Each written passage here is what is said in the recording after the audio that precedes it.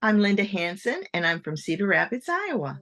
Now that you've had a chance to kind of experience Kiwi Lane's products and methods and ideas and events that we have here to offer for scrapbookers, what is like one little nugget that you've taken away? Like, what is something that you've seen yourself grow as a scrapbooker since discovering the method for yourself and also using the method, like actually giving it a try and implementing it? Um, the biggest thing is the satisfaction of knowing that my page is going to be consistent. My pages are consistent, and I'm never disappointed. And the other thing is, too, is you can change it. So let's say you design something all the way through, and you get in there and you start putting your paper down. It's like, I'm really not sure I like that in this position. Oh, and so I might change the paper, see if that works. Nope.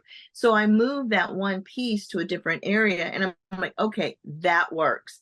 So I have the freedom to not only just create one thing, but I'm able to adjust any of the templates on anywhere on my layout and maybe get a little bit better look, or maybe scooch it a little bit different so I can put a bigger picture on. It's versatile. Mm-hmm. Very versatile, like you said. You can change paper from layout to layout, and just the ability to customize your layers, which is where I think, again, it's so beautiful to see your style personally and to see you kind of shine through on your style, whether it's engineering or your layer choices. Like you really combine mixing and matching of different sets and items that I'm just like, I just would never have thought to layer that. Like, it's so fun. Like, just so fun. So it really shows itself. And I really do see, like, in myself, in the community, just everyone kind of exploring their style and like kind of finding their style even inside of using this tool and this method. Again, it's a designing tool, so it's meant to be like used. And so I think that's why here we're at Kiwi Lane, we're always saying it's going to help you play your way to creativity, especially if you're one that, well, I was one. I have definitely been one that has said, I'm not creative. I know that shocks everybody when I I've say that. heard you say that. Yes, but I have absolutely 100% that. Like, I won't say it today because I've grown a lot since then. And now I realize that's not true. And that wasn't fair for me to tell myself that. Um, but yeah, like, it's amazing how the process has expanded, I guess, even my mindset to really see creativity in action as you go from nothing to something. And then what kind of to go along with what you were just saying, the transformation of, okay, I'm going to move this, I'm going to do this, I'm going to bring this in. And that's really what that creative aspect of individuals that we all are, as humans, right?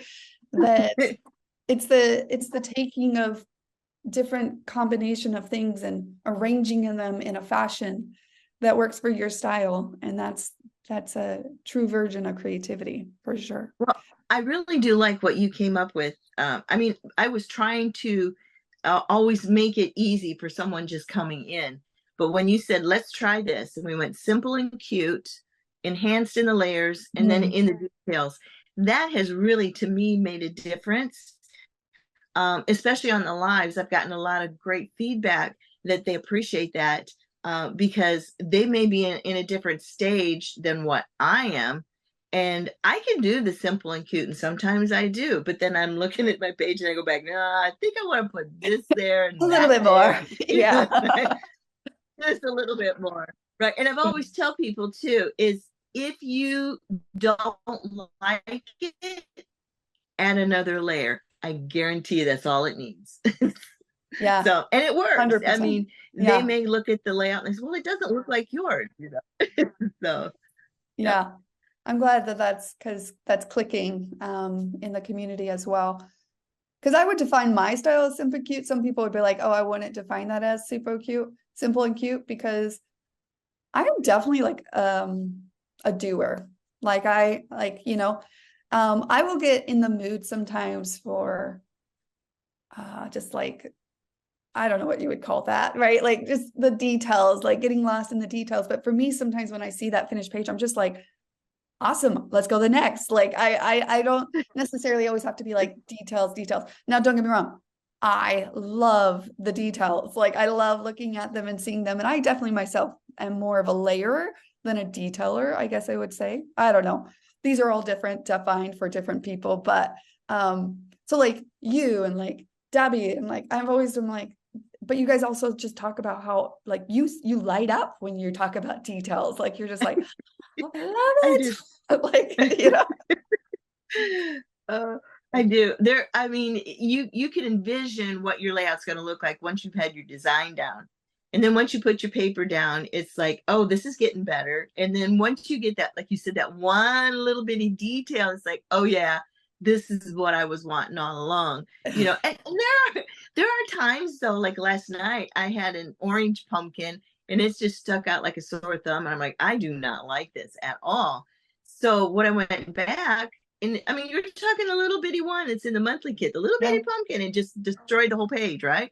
I went back and made it copper, and that's what it needed. I love your It's textures just too. Yeah, I love yes, that. love it. Well, and you have them in your stash. And so it's utilizing that what you have. So some people might have that, some people might not. I really love that that's the case where you're learning as well as you're engaging with others in the community and stuff and seeing that simple to cute to layer with, enhance with layers or go even one step more in the little details, right? It's in the little details and seeing where it's okay that we all kind of are on different elements of that scale. And honestly, for me, it's a mood thing. I might be in the mood here, and then the next tomorrow, you might find me in the mood there. Or I go with what I feel in a given moment, which I think adds to the therapy a little bit. It's just like, what am I feeling? I don't have to put myself in a Yep. box, and I don't need to feel pressure when I sit down to scrapbook. I can still have that range of freedom, and that customization, but I can have a framework to help me keep focused and productive and kickstart. Because I remember the days when I wouldn't kickstart. I would stare at an empty page, right? Been there, been there. Yeah, I mean that for me, I took the two magazines that were popular back when I first started creating Keepsakes magazine and the Memory Makers. And I would mull through that probably at least a day. And it's like, okay, I'm all excited. I know what I want to do. And I get Mm. down to my table and I'm like, I have no clue. Nothing. No, don't know where to start. Where now I'm like, I got my templates how I like them. And you saw the book that I made that I have the pictures in. So if I need to, if because I have all of them, and it is getting where I'm getting to the age where I don't remember as well. DT So checklist, but but yes, you the have a way good system, but I use the DT yes. checklist, but yes. Yeah, and then so well, I use that too, but sometimes Yep. my phone doesn't always isn't handy. I'm either Right. watching another video or doing something else while I'm scrapping. But to pull them out there, I mean, it is so rewarding, and I don't want to stop. I did a live on a Sunflower Market from Cartabella, and I did a layout, right, and then afterwards I have all this paper, and I'm like, okay, I complete my monthly kits. I love doing that, and it's like, well, why aren't I doing this with the rest of my stash? I should keep going and going, and I kept going, and I didn't want to stop. I went to the layout. I made 3 layouts. I made 6 border sets. I mean, I still have just a little bit left, but it's like I don't want to stop. I just want to keep going and going and going. Well, you said something, and I was going to hype on that for a moment because you were talking about your process previously was to go to magazines to kind of to give you that spark of inspiration to kind of get that creative flow going, and then then it just reminded me of my own scenario where I think was kind of the kicker of Kiwi Lane in general. And I believe I've shared this with you before, but yeah, I had not scrapbooked for a while. So definitely when you don't do something for a while, you feel rusty and we had just moved and, I had just had a baby before that. And so, no, I had no sense of scrapbooking, but I also felt like I was losing a sense of me as well, right? In that mix of it, because, life was busy. And so because of that, my husband, David, was very much like, you need to go scrapbook, like you need to plan some time, like you need to go do something you want. And bless his heart, very very kind of him to be aware of that. But my mother-in-law Debbie was coming into town, and so I thought this is a good opportunity, like this is something we have in common, we connect on scrapbooking, it's both something we enjoy. But anyway, so she definitely came into town, and then we sat down. David took the kids, I think he was taking over to McDonald's in the park. So he was like, I'm going to be alone for like 4 hours. Like he had planned 4 hours. He's like, is that good? And I'm thinking, yeah, I can get something done. Like I can do this in 4 hours, And I sat down at the scrapbooking table, I get my stuff out, right?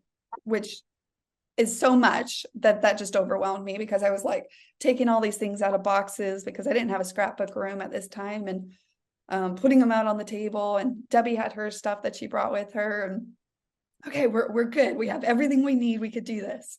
And I remember looking at the page and being like, I have no idea what I'm doing. Like not one idea. There was nothing. There was no framework for me to work inside of. There was no process for me to follow to get me started. There was nothing for me to pull from to kind of to get me going, to kickstart something.